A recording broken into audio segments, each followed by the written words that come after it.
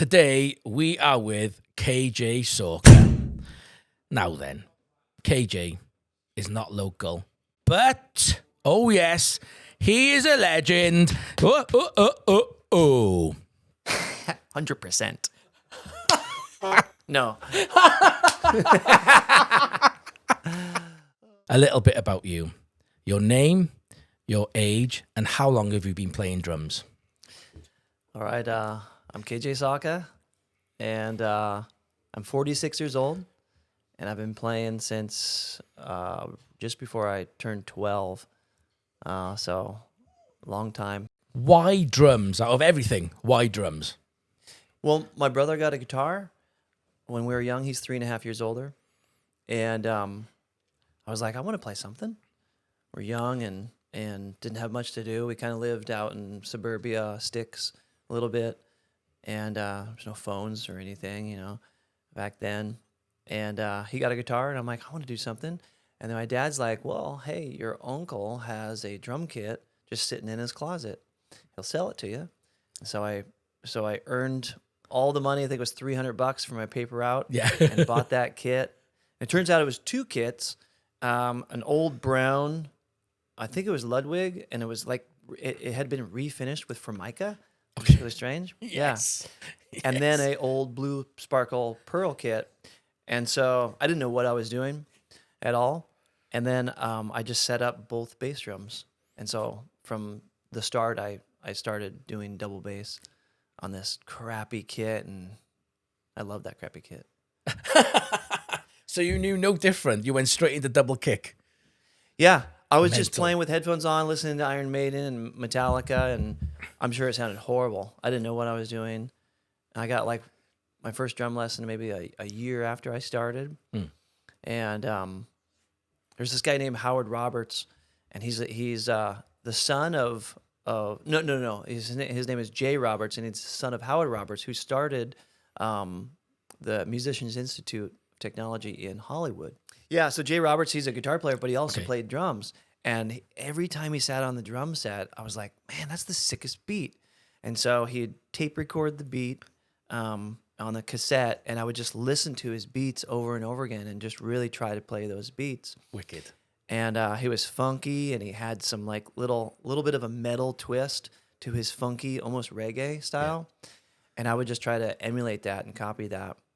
I think I did lessons with him for maybe once a week for 6 months or so. But Awesome. I'm mostly self-taught. Tell us about your drumming journey. Okay, well, when I got that drum set at 12 years old, something just kept me in the garage playing. And I think before that, I was watching some cartoons, eating some sausages. And as a kid, I ate or I played soccer, played baseball. And then, so right when I got the kit, I was really into small little model cars. Yeah. And I was working on a little engine, and I cut my hand. You can still see the scar with a model knife, an X-Acto knife. Yeah. Really bad. Had to go and get stitches. And I was a catcher for baseball at the time, and so that kind of stopped me from playing baseball. And then I got into drumming, and I would wrap the tape with electrical tape, like blue and yellows. And so when I would try to twirl it, it looked really cool, kind of helicopter-y. But as I was twirling it, it would start to eat away at my skin, so my fingers would start bleeding. And then so I'm playing drums until my fingers bled. Oof. And I tell people that to this day. I'm like, I played the drums until my fingers bled. Yeah. And I was in that garage, and then as we moved different houses, I had dedicated, I just had my bed and then my drum set, and that was it. Huge double bass freaking drum set with all these cymbals. Awesome. In my bed. I'd play 6 to 8 hours a day. I wouldn't stop it. That was my schedule. Yeah. And a big thing, I was in concert band in 7th grade. Still really hardly knew how to play. Then we had this little practice time card that we would write in the hours of how much we practiced. Yeah. And everyone would be like, half hour, nothing, half hour. And I would be like 6, 8, 7, 10 like hours. And the band director, he's like, are you fibbing? on this time card? I'm like, well, no, that's you said practice, so I'm practicing. And he's like, well, keep it up, whatever, just keep it going. Yeah. And then so he helped just that with that little comment. He helped me understand that practicing was really important. I definitely don't have a gift or anything. Some people have like a relative pitch, perfect pitch, stuff like that, or a gift of rhythm. It took me so long to play boom, crack, boom, crack. That simplest beat that almost anyone could teach somebody in like a half hour or less. It took me a whole summer to be able to play that beat, like 2.5 months. But then once I learned that beat and I started practicing that same beat and listening to records, I was excelling, and I was teaching my fellow drummers in the class too. So I immediately started teaching, and I guess I just started getting better. I was just so locked in. But trying to practice 8 hours now, that is really freaking hard. My hands are just like, oh my God, wow. So if I can get in 2 solid hours each day, that's a ton. And I can really work out stuff and figure out kick drum parts and different feel things that I'm trying to do within that 2 hours. After high school was a big change. So all during high school, I was into Rush, Primus, Metallica, Iron Maiden, Led Zeppelin. Buddy Rich was a huge influence. Yeah. Because I was playing jazz all through high school, and we were all right. So I started developing this jazzy, high-speed funk stuff, mostly from the Primus influence. Okay. Even though their beats are relatively mid-tempo, I described it as kind of high-speed funk. And then I heard Dave Matthews, and Carter Beauford changed my freaking whole world, because I was watching him play, and I'm like, why has he got his ride cymbal over his hi-hat? And why is he playing with his left hand? And I'm like, oh, he's left-handed. And so every left-handed drummer is like ambidextrous because there's hardly any left-handed kits, so they have to adapt. Yeah. And I saw him play with this open-handness. And so what I did was I took my double bass kit and I cut it in half, and I made a right-handed kit and I made a left-handed kit. And I practiced the snot out of both of those. And I would be doing these tom rolls, right hand lead, but on a left-handed kit. I'm like trying to go like that, and it was awkward. And then I started figuring out how to do left-hand lead, but then I was still, left-handed leading down the toms, but I was still playing right-handed lead. So I started developing my left hand. I started developing these offbeats, the E's and U's. Yeah. And then I heard Carter Beauford playing all these E's and U's. I'm like, man, that is super, super sick. Different than anything I've heard. Yeah. So I was really developing my left hand. And a lot of drummers complain about their left hand, right? If you're a right-handed player. Yeah. And so that was the big thing that helped develop my left hand. And then I heard drum and bass, and that completely changed everything. Okay. I boycotted guitar music. Yeah. Completely. Right before I heard drum and bass, Nirvana, Pearl Jam, Soundgarden, all these grunge bands came out, and that was right when I graduated high school. And the counselor of high school, he's like, "What do you want to do?" I'm like, "I want to play drums." And he didn't know what to say. He's like, "Well, you could join the army and play snare drum in the band." I'm like, "Why the F would I want to do that? Army? Hell no." That's the polar opposite of music. Yeah. And one drum, I need to play a whole drum set. Yeah. I did marching band, snare drum marching band, which was really cool in high school. I love that. So marching band combined with jazz band really helped develop some sticking. Yeah. I never heard electronic music until I was 18. Never went to a rave, nothing. Only rock, jazz, metal. And it blew my freaking mind. That simple drum and bass beat that was kind of slow, 160, 165 or so. It just scorched my brain. I was like, I want to play that. And then what I was hearing was processed drums. It was a compressed drum, and it was a drum, a kick drum from one kit and a snare drum from another kit, and the producer puts it together, pencils in a beat, and that was influencing me. So a lot of people are like, what is your drum and bass drummer influence? I'm like, I don't have any drum and bass drummer influences at all. No one was playing drum and bass. When I heard drum and bass, it was only programmed by producers. And then Johnny Rabb came out with his Jungle Drum and Bass Johnny for Rabb, Drummers book. Yes. And he's a little bit older than me, but right when I started kind of playing out as Jungle Drum and Bass, that was when the book dropped. And then we met each other. We did some drum battles on some tours and stuff. And he's a super sweet guy. Yeah. He was really in with Roland at the time. Yeah. And it was him and then Jojo Mayer. I heard about Jojo Mayer. I kept on doing it. I thought for sure there'd be millions of people playing jungle drum and bass by now, and still there's hardly anybody.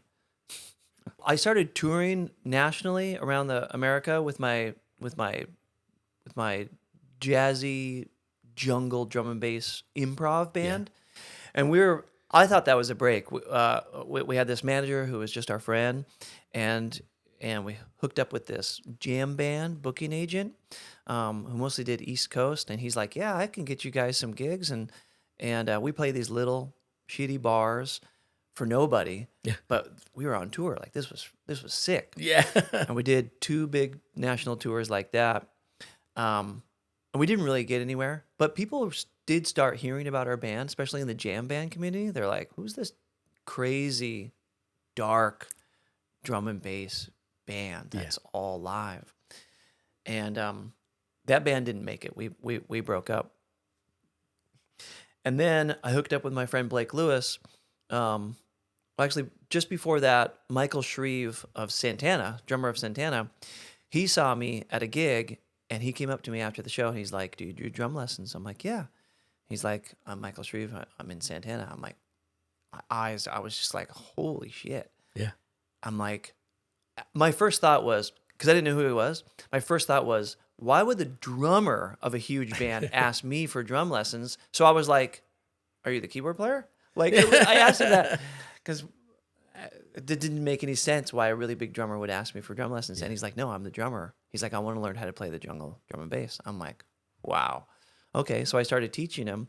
Awesome. And and he became one of my mentors, kind of took me under my wing and introduced me to a bunch of people, introduced me to Bill Frisell, who's like this legendary jazz guitar player. Yeah. Played with him, recorded with him, did some shows with him, and introduced me to Andy Summers from the Police. Went down and recorded with him. Nothing ever came out, but man, we made some really cool music. That's my favorite band. Really? The Police, my favorite band. So Andy's sitting there playing these riffs. Yeah. Because drum and bass tempo, it's really or really similar to some of the Police stuff. And I was like, this is so surreal. It was my first time going down to LA. I was so green. Oh man, I was green. I didn't know what to do. He's like, "Yeah, we can hire you some drums." I'm like, "Okay." And I had each one of my cymbal stand trees were pretty intricate to hold my stuff. So instead of checking my drums, I checked my hardware. Yeah. This huge, heavy box. Yeah. Yeah. I didn't know what I was doing at all. It's the first time in LA. But anyways, and then I recorded with a bunch of people, met Jack DeJeanette, oh, wow. who came over to Shreve's house, and Shreve was helping him like near the end of his life and everything. Yeah. And then this guy, Amon Tobin, this producer, I recorded with him. That was a really big deal because Amon Tobin was a real big part of my life. Okay. And then my friend Blake Lewis got on American Idol. And at that time, American Idol was really big. It was all over the TV. I didn't watch TV, but he's like, "Dude, my friends made me try out for this thing called American Idol, and I'm going to be on TV." I'm like, "Really?" Yeah. He's like, "Yeah, turn it on." And sure enough, he's there in front of, and millions of people are watching it, because it was like season 3 or something like that, just as it was really gaining. Yeah. And he's like, "Can you set up a band for me?" I'm like, "Yeah," because we were already doing lots of music. And I'm like, "Dude," he's like, "Do you have any suggestions?" I'm like, "Yeah, practice your ass off." Like, because you hear one wrong note, and that could be it. And so he practiced and he got second place. It was really, really far. And then so we played Ellen DeGeneres, we played Jimmy Kimmel, we did this ball drop in New York City in front of millions of people, and it Amazing. was really cool. Yeah, amazing. Yeah. So that was a really big break. Yeah. Played with BT, who's like a legendary trance producer. Okay. And that was when I met Rob and Gareth with Pendulum Yeah. at Ultra Music Festival. So Rob and Gareth, I sent them, I sent tons of just a stereo recording of me in the studio playing jungle drum and bass. Raw. I mixed it just a little bit, but it was just raw drums, nothing chopped up or anything. And I sent it to all these drum and bass producers. Quite easy to get a hold of them. It was MySpace. Oh, yes. Yeah, and AOL Instant Messenger. Yeah. And tons of them replied. Some of them were like, I don't even know what to do with this because I pencil in all the beats. And some of them were like, this is so sick. So collaborations started forming. And then Rob hit me back. And so we were talking. I'm like, Pendulum, who is this band Pendulum? Man, I started researching them. I'm like, man, I love rock. I love kind of vocal, kind of pop songs and drum and bass. I'm like, this is the freaking perfect band. This is amazing. Yeah. I'm like, they're playing these really big festivals. I'm like, wow, this band's freaking awesome. It'd be so cool to collaborate with these guys. Yeah. And so they were scouting me, and I was kind of scouting them. They saw that I had the chops, made some videos that. Oh, well, the biggest break actually was me in my basement, and my old manager filmed me on this little camera, and he's like, something's kind of popping up on the internet called YouTube. When YouTube just started, we put this video on YouTube, and overnight it hit like 100,000 people, which was huge back then. Yeah. And so That's I started huge now. getting calls all over the world. Yeah. So literally overnight from that video, that was probably my biggest break ever. All through my 20s, I had a full-time job as a carpenter. I didn't become a full-time musician until about 29. Okay. Yeah. And how old were you when you joined Pendulum? About 30. Oh, Yeah, it was okay. just before. So right when Blake took off, I was finally able to, we were living together, still had my carpenter job. We did a bunch of touring. I still had to do some side work. And then finally, I was like, enough stuff is coming in to pay rent. Yeah. And we're talking like $1,000 a month, like not much, but I was able to make it happen. And then while we were living together, he's like, the tour's done. We're getting dropped from the label. I'm like, what? And like, we just started, man. And then Rob called me and he's like, I'm just going to cut to the chase. It was like really quick. Would you like to join Pendulum? And I'm like, I don't even know you. I'm like, yes. My manager at the time, he's like, what did you say? He's like, we should probably talk about it first. I'm like, I said, yes. He said, you have to move to London. I said, yes. Oh my God. I was engaged with Wow. my wife. Yeah. And she's like, do it. Like everything was kind of leading up to that. We were manifesting destiny. Yeah. I had it on my wall. I didn't necessarily say join Pendulum, but my slogan was, I want to play drum and bass on the main stage. Yeah. And I see this band Pendulum that is doing it. I know I can do it too. Yeah. And manifest destiny, yeah, that's really what it was. Yeah. Full believer of that. People call it luck, but if you work hard enough, then the luck does come. Yeah. Yeah. That's what I tell my students anyways. Yeah. I believe it. I believe it. Yeah. So that's kind of my journey. Favorite band, favorite drummer, and why? Oh, man. This is the tough one. Yeah. Favorite drummer, that's really hard. Yep. I think a lot of us have like top 5 or top 10. Correct. So Phil Collins. Like I know he's not the best technical drummer, or like the best songwriter or whatever. For me, when Face Value came out, his first solo album, I was like 6th grade, 5th grade or something like that. And I would just have that on repeat in my headphones just constantly. everything about it, not just the drums, Yeah. like just took over my whole mind. And still to this day, it's my favorite album. He's Yeah. my favorite artist, and he's my favorite drummer as well. Next is Neil Peart. Yeah. He's like the clinician, writes out every single one, doesn't improvise. What a crazy maniac! Bless his soul. But like, not very many drummers do that. Yeah. Like, yeah, and I didn't even realize that. I think a lot of people still don't even know that, but he write every little note. What a beast. Yeah. If you could play drums for any band or artist, who would it be and why? Phil Collins. If I played like I would want to play his kit. Yes. The left-handed kit too. Just be up there playing and then have him there singing and looking back. He's like, give me the nod. Whoa, that would be epic. I'm not planning to ever meet him, you know? Kind of like what Mike said about Uncle Phil. Yeah, Uncle Phil. Yeah. He was talking about Weckl. Yes. And he's like, I have no need to ever meet Weckl, even though we brushed by and he smelled him, because he's my idol, and there's just something really special about that. And yeah, like there was a chance to go to a Phil Collins show, and I couldn't really do it, but I didn't try to go get a ticket, and I'm like, it's okay. Like, he's just a legend in my mind, in my life. Yeah. Tell us a little bit about the gear you use. Yeah. Well, thank you very much to all the sponsors and Tama. I play Star Classic Bobinga. I also play the Star Classic the Star Classic Walnut Birch as well. Yeah. So I got both of those. So Roland, I've got pretty much every module of theirs, and I endorse all of them. Right now I'm playing the TD50s, 2 of them side by side on a big hybrid kit. Got a bunch of pads, E-cymbals, and then the Star Classic Bobinga. Been playing with Meinl since they came over to America, really.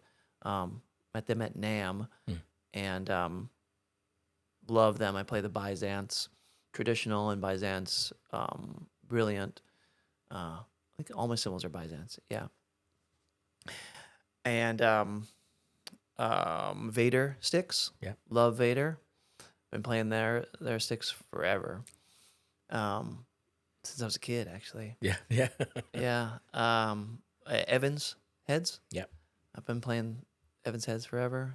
And I play a small company called Hammerax, and they're like hybrid cymbals, and they make these really whoosh, whoosh, whoosh, crazy cymbals. Yeah. I think they're out of Florida. And yeah, hard case and Yes. slipping my mind. He's got Tama Hardware? he's got a picture of his protection racket. Protection racket. Yeah. Yeah, thank you.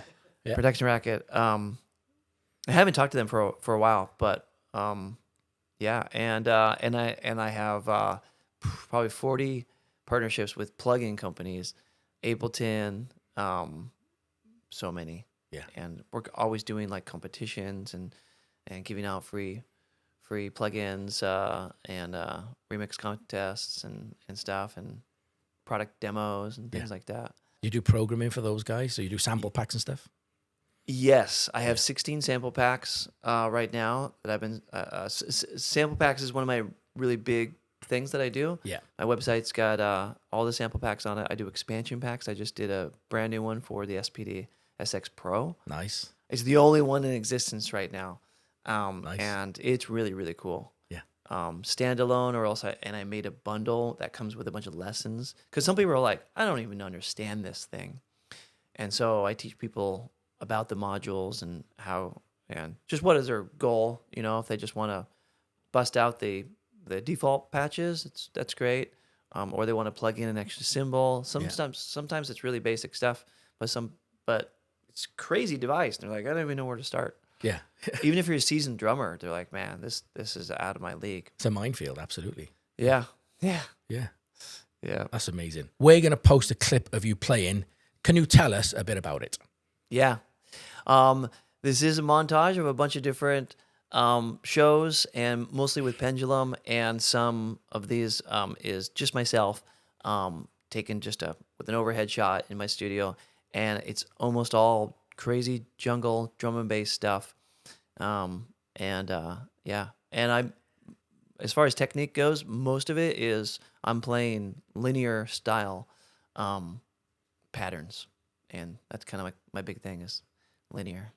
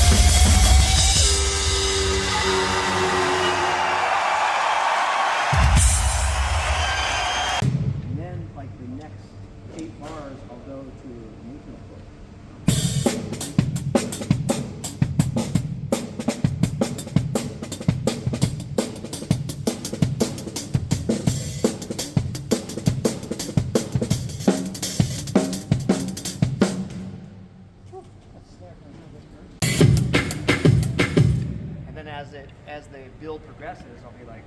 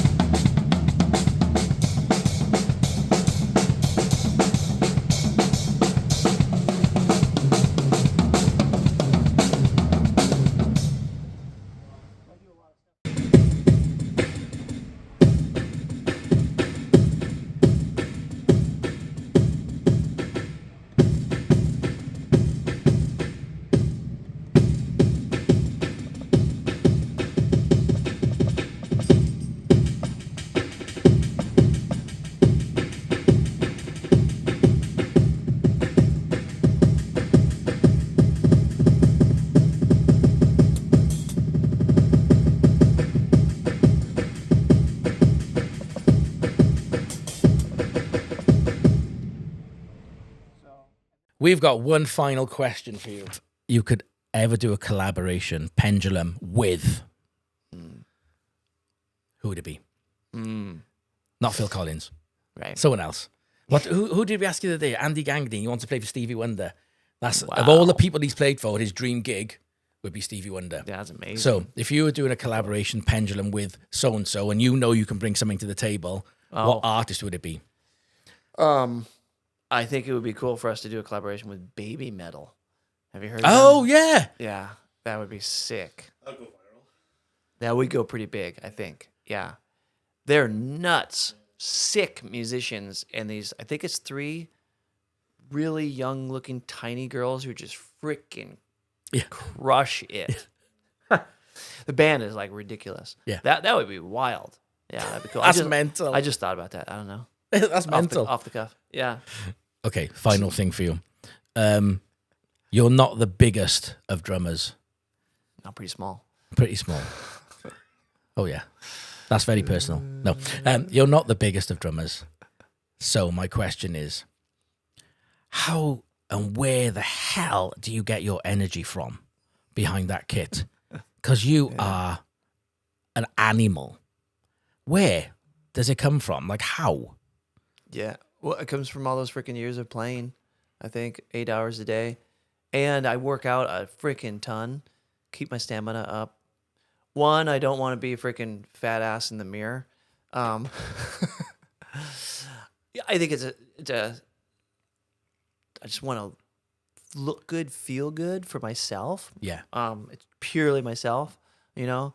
And then I don't want to freaking the dog on stage, as I call it.